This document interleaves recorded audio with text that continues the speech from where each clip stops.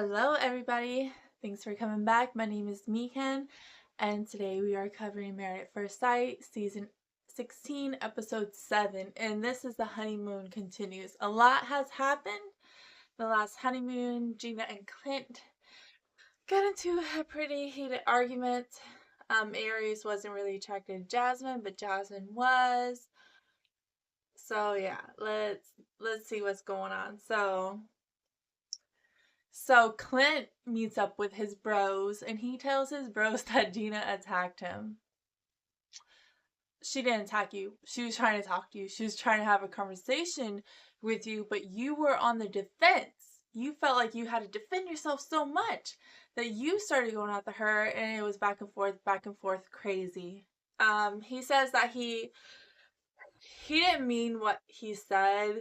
The slender and athletic, basically he didn't mean to call her fat or anything like that, and he told his bros how he was offended by the gender comment. Barry says something good. He says you need to validate the person's feelings and not be on the defense, which is exactly what happened. Gina was trying to express herself and Clint was on the defense. And Aries, again, he points out that maybe Gina was overweight at some point, and that's why she was so insecure, and that's why she didn't like the comment. And again, Aries, okay, that's good. Why is everybody defending Gina except Clint, her husband?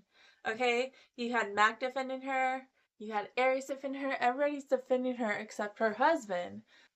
And you better watch out, Clint, because we all know what Aries' type is, and Gina's definitely got it, so you better watch out.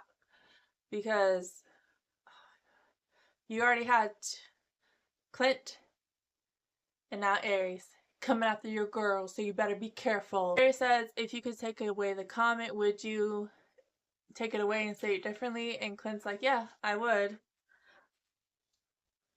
Clint is very blunt. We know that. We figured that out. He could have said it and not fully realized what he said and thought that there's no problem with it. And then with the gender comment, I missed the part where Gina was talking about how she didn't like redheads and genders. I totally missed that part. So that comment was messed up too.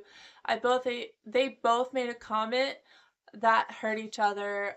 So it's just something that they're just gonna have to sit through and talk to. I think when they're sober, maybe they were drunk last night, but I think when they're sober, when they calm down, they can both talk to each other and explain how their comments affected one another. Hopefully they can work it out because this is the honeymoon. They just started, so everybody meets at the table, and Clint gets up in front of everybody and he apologizes to Gina, which was nice, and he's just trying to defend his case and explain why he said that. He apologized to Gina, but he did not apologize to the rest of the group, which Nicole did not like. Nicole's like, no, you need to apologize to us too, but she didn't say anything because, if Gina is going to give Clint another chance, then all the other girls are going to give him another chance. They want Gina to be happy. They're going to be on her side.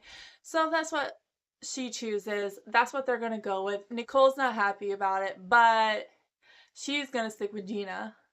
So calm down, Nicole. I know she's ready to, but oh my gosh, so they're rating each other, how they like each other. And McKinley and Domynique both give each other a 7.5, and I don't believe it from Domynique. As Domynique giving McKinley a 7.5. I think hers is, if she was honest, I think hers would be lower. Chris gives Nicole an 8.2. She's like, oh my god, I was gonna give you that. It's like, I don't know. They have a weird connection, or they're just both, I don't know, they're just acting like it. But yeah, she's like, I was gonna give you an 8.2. So they both give each other an 8.2. Shaq and Kirsten give each other both a 7. You're like, oh, we're doing okay. Of course, we got room to improve, but overall, they're doing a lot better than the first day of their marriage, which is awesome. Gina and Clint, they give each other a 5. Understandably, Gina gives him a 5. Clint gives her a 5.5. That's understandable because everything they've gone through and the fact that they were able to get over that hurdle. that's a good step. So 5.5, completely understandable. Jasmine gives Eris a 7.5 to an 8, but then she brings up again how he's never been in love. I don't know how many times she's gonna bring up the fact that this man's never been in love because we've already heard it so many times. And Eris gives Jasmine a 7, which Eris was not being honest with himself when he gave Jasmine a 7. I think some of the guys looked at him sideways, like, dude, we know that you're not as attracted to her as she's attracted to you. So I think he would have gave her a lower number, but he didn't want her hurt her feelings, especially in front of everybody. So he gave her a 7. Chris, Chris asked Eris in front of everybody, "Do you think you'll ever fall in love with her?" And it's just cricket, cricket, cricket, cricket, cricket.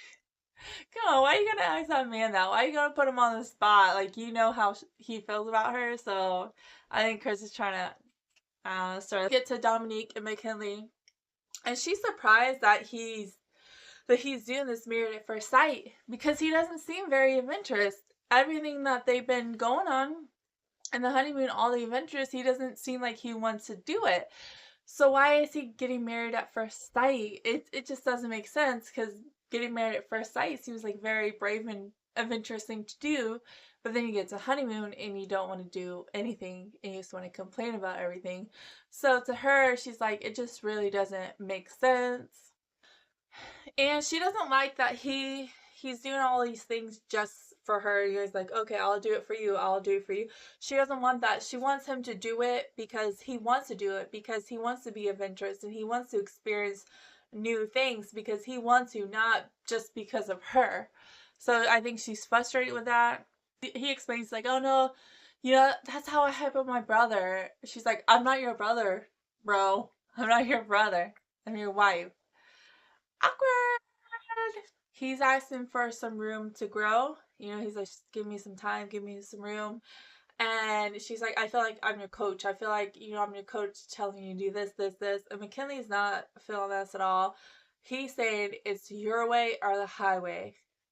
Like it's Domynique's way. Like McKinley has to change this, this, this, and this about him, but McKinley has nothing that she has to change. It's just him making all the compromises and just trying to do what he can to please her, but she's not doing anything in return. But the convo, I guess it does end. It was a way for them to express themselves and get some of those things off their chest. So hopefully when they get back to the real world, maybe they'll have time to actually sit down and discuss it, maybe with a therapist, maybe with one of the people from Love is Blind, because I feel like it's not solved, but they definitely do have things that they need to talk about. And then we get to the scene where Chris is crying. Like, he is outside crying. I thought someone died. Oh my God, I felt so bad. So Nicole walks over to him. She's like, oh, what's wrong? What's up? He's crying because the apartment they're moving into, they can only have 2 dogs. So Chris has 2 dogs and Nicole has 1. And he's so upset. He's like, I cannot split my dogs up, because he's like, okay, I'm bringing one, Nicole's bringing hers. He's like, I cannot split my dogs up. I cannot be away from my dogs. I don't know what to do. He's just so upset. He's crying. He's overwhelmed. And Nicole's a problem solver. Like, you could already see her thinking, and she's like, okay, well, maybe we can do this. Maybe we can do that. Da, da, da. She gets on the phone and she's talking to her dad. She's like, hey, can you watch my dog for a little bit? Like, she's such a good person. She's a big-hearted, good person. She's the type of friend you want, because they may be extreme sometimes and over the top, but they will do anything for you. They will take care of you, and that's who she is.